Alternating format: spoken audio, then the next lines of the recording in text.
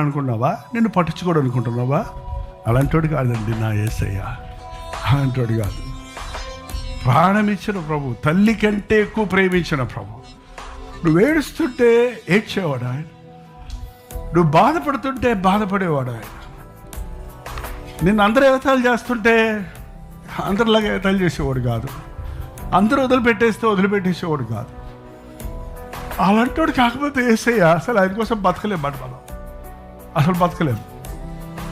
మనుషులు నమ్ముకుంటే లోకంలో బతకలేము. పరిస్థితులు నమ్ముకుంటే బతకలేము. లోకాన్ని నమ్ముకుంటే బతకలేము. ఇంతమంది చేసే మనకుండగా ఎప్పుడు ఆయన్ని విడిచిపెట్టకండి. బాధలో కూడా ఆయనే మనకి సమస్తం, అన్నిటిలో ఆయనే సమస్తం. నిద్రపోతున్నాడికి దేవుడు దూతను పంపించి నిద్ర లేపి, నా బిడ్డ ఆకలితో ఉన్నాడు, నా బిడ్డ నిరుత్సాహంతో ఉన్నాడు, నా